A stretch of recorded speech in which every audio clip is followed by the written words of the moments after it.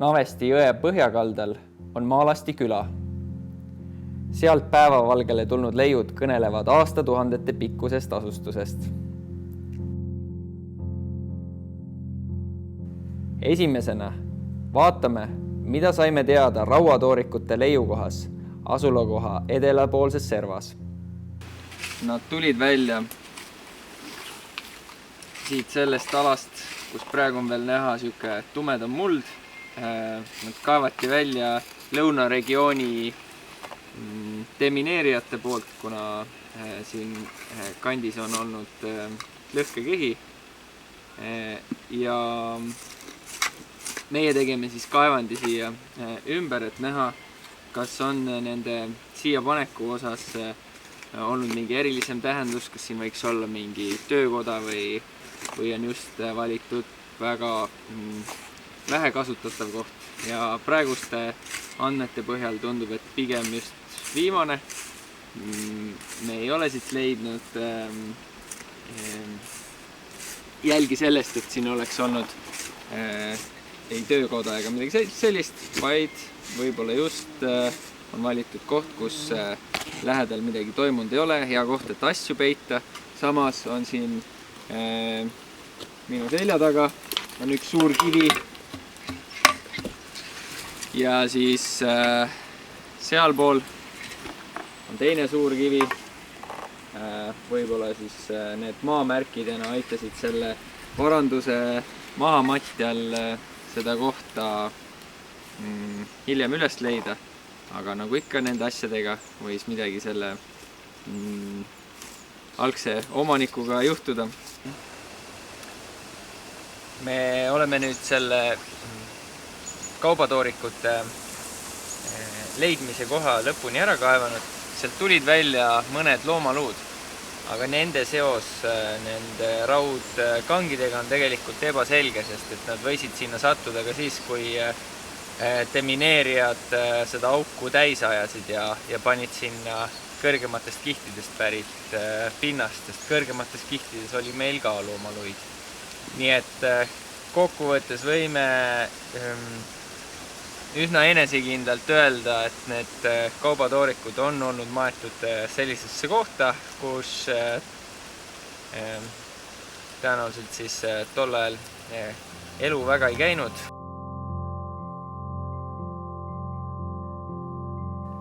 Nüüd liigume asulakoha lõunatippu, kus tuli veelgi kõnekamaid leide.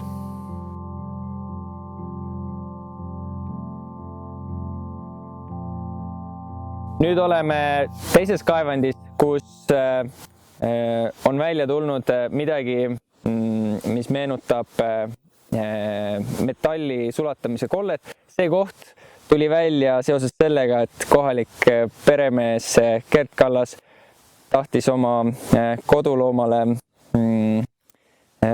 haualohku kaevata, aga sattus hoopis peale siis keraamikale, põlenud kividele ja see esialgne sissekaeve on siis näha selles alas. Meie tegime siia ümber 2x2 meetrit pisikese kaevandi ja siit on juba praeguseks välja tulnud päris mitu metalli sulatamise jääki, ehk siis metall, mis on hangunud peale seda, kui ta on kas vormist mööda valatud, kas tiigel on katki läinud, aga midagi, mis on seotud just värviliste metallide valamisega. Lisaks on siit keraamikat ja just sai siit kohast välja võetud ka üks päris pirakas loomaluu. Jätkuvalt on leidudeks veel tulekivi, millest osa on kindlasti töödeldud. Nii et meil on siin selline põnev kombinatsioon raua ja kiviajast. Mida me kõrgematest kihtidest leidnud oleme, on päris tähelepanuväärsed leiud, mis viitavad mingile siis töökojale. Päris iseloomulik pronksivalu jääkidele on siis see tükk, mis ühelt poolt või siis pealt poolt on täiesti sile ja allpool on näha seda, kuidas ta on vajunud kas puidu või söe vahele ja siis on hangunud. Tal on selline puidu tekstuur siin alumisel küljel. Teine huvitav tükk on selline, kus on samamoodi tegemist sükse ebamäärase kujuga vasesulami tükiga, aga selle üks ots on sepistatud õhukeseks, justkui nagu oleks tegemist katsega seda materjali tunnetust kätte saada, et näha, kas seda materjali annab õhukesemaks sepistada või on tegemist rabeda sulamiga. Ja siin tundub, et see katse on olnud edukas ja see õhukeseks sepistatud koht ei ole katki läinud. Ja lisaks on tulnud üksikuid esemeid, mille puhul võime ka rääkida kas võimalikust toodangust või vanametallist, mis on siia toodud. Meil on üks sõrmus, sõlekatkeid ja üks siis võimalik ripatsitükk, mis on esmapilgul hõbedast.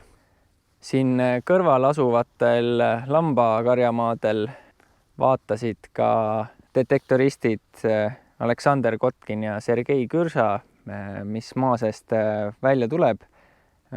Oli ohtralt raudesemeid, millest enamik ilmselt ei ole väga vanad.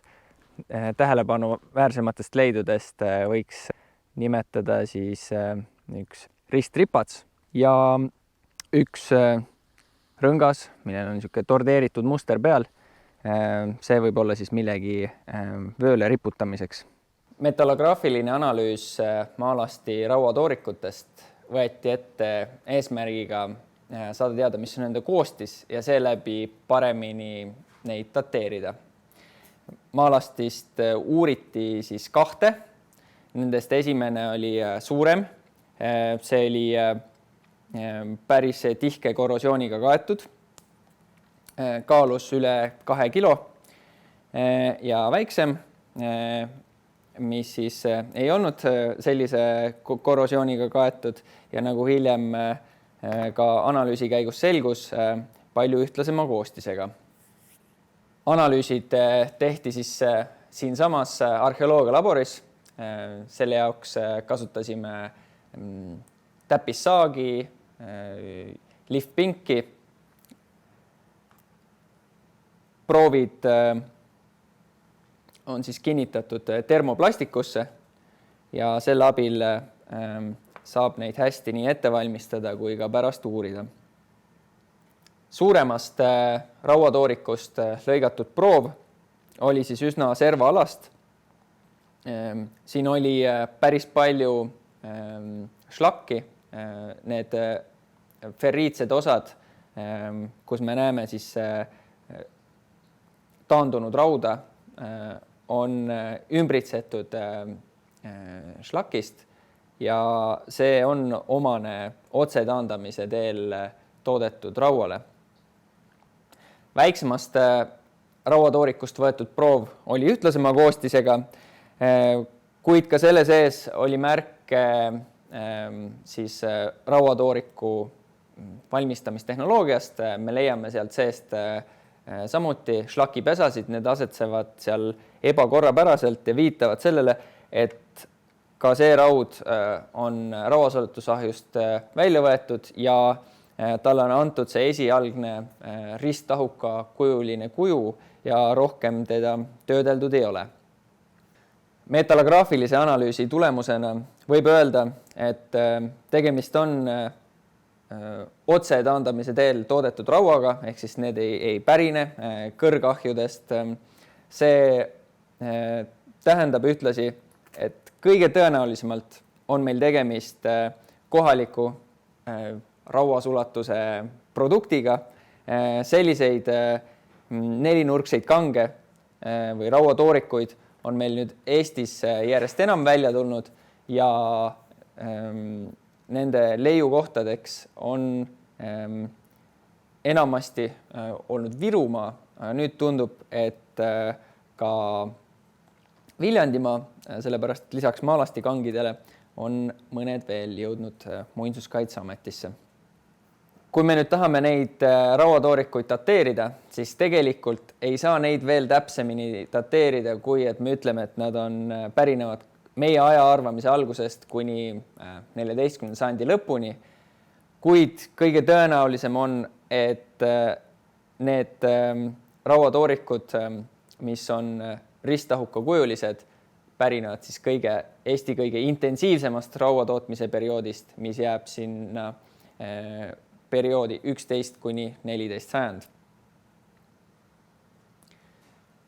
Kõige arvukamalt on maalastist tulekivist leide ja nendest räägib Tartu Ülikooli kiviaja spetsialist Kristiina Johanson. Kõige rohkem maalastist on praeguseks kogutud protonukleosi ja nukleusi ja nukleused on siis sisuliselt on tegemist tulekivi töötlemisjääkidega, ehk siis need on tulekivitükid, mille küljest on killud ja laastud ära löödud ja järele on siis jäänud nukleus. Aga mis on võib-olla eriline, ongi seesama see nii suuremõõtmeline materjal võib-olla, ehk siis, et üheski kiviasulast ma hetkel ei tea, et meil oleks nagu nii suurte tükkidena neid protonukleusi ja nukleusi ja kamakaid leitud üldse, et ehk siis, et see materjal tavaliselt, mis meil moreenis on ikkagi palju väiksem ja teistes kiviasulates on ta ka nagu hulka väiksem, mis ongi nagu jätnud sellise mulje, et see Eesti siluri tulekivi on kohutavalt nagu halva kvaliteediga, teda on väga raske töödelda, on ju.